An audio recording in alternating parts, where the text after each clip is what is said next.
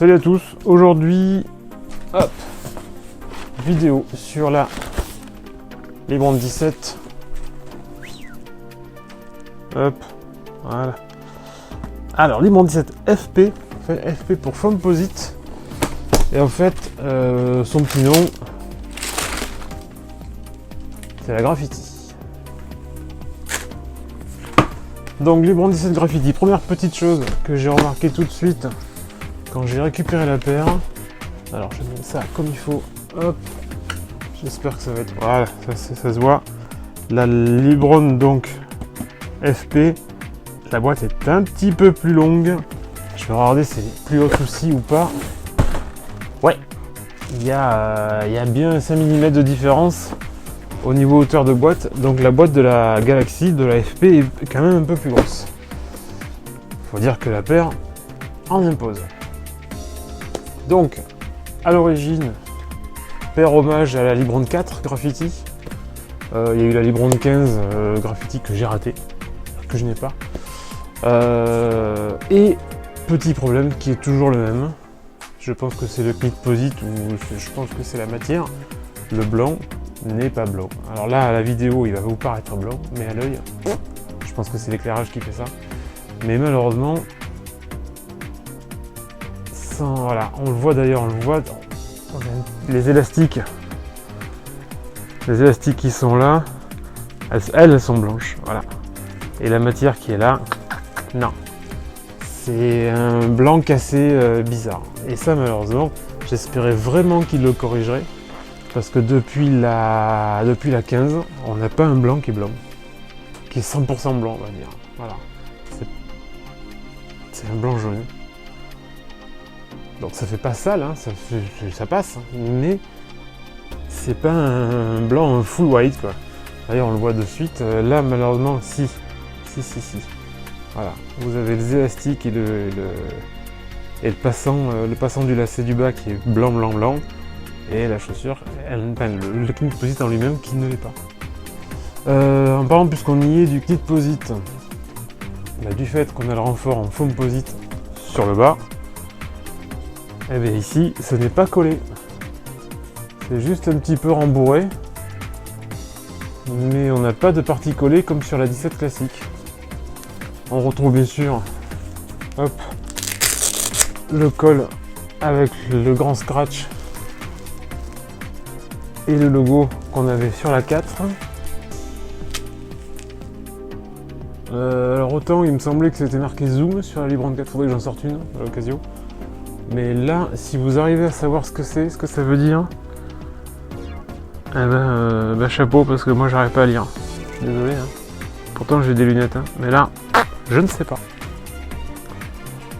Qu'est-ce qu'il y a d'autre? Qu'est-ce qu'on a aussi? Alors ça, je sais pas si ça y était ou pas sur la 4. Never forget to hear the voice of the athlete. Par Monsieur Knight, le patron de Nike. Enfin, l'ancien patron, puisque maintenant c'est Parker. Et que Parker va s'en aller, puisqu'il y a des problèmes dessous. Alors ça, c'est par contre, voilà. Ça... Je vais essayer de... Ouais. Putain, il faut absolument qu'il me fasse... Putain, pourquoi il me fait plus la mise au point, ce con? Voilà. Ça, là. Cette petite broderie, là. Ça, c'était sur les PE. Toutes les paires GR en 4 ne l'ont jamais eu. Ça, c'est cool qu'on l'ait, ça. Parce que ça, voilà. Ça, c'est... On va dire que ça rapproche... Ça la rapproche d'une vraie paire de PE, quoi. De bon. Vite fait, petit zoom, voilà. Du détail sur la semelle extérieure, pas grand chose à dire, hein. Uni rouge avec la mousse du 270 en noir. Bulle par contre là qui est full black et qui me semble peinte, parce qu'on ne voit pas à travers, donc ça me fait penser à la Modern Athlete. Les inserts en carbone sur le Foamposite, alors c'est rugueux. Hop, je fais un petit zoom. C'est rugueux et ça me semble être une autre matière. Alors, est-ce que c'est vraiment ce que ça doit être ou pas? Ou c'est du plastoc? Je ne sais pas. À mon avis, c'est du plastique. Mais en tout cas, c'est bien fait. C'est bien rendu. Voilà. L'espèce de nid d'abeille, c'est bien fichu. Petit rappel. Ouahou. de la bulle et l'avant-pied rouge. Non, personne pas. Alors apparemment, je recule et je me décale pour que là.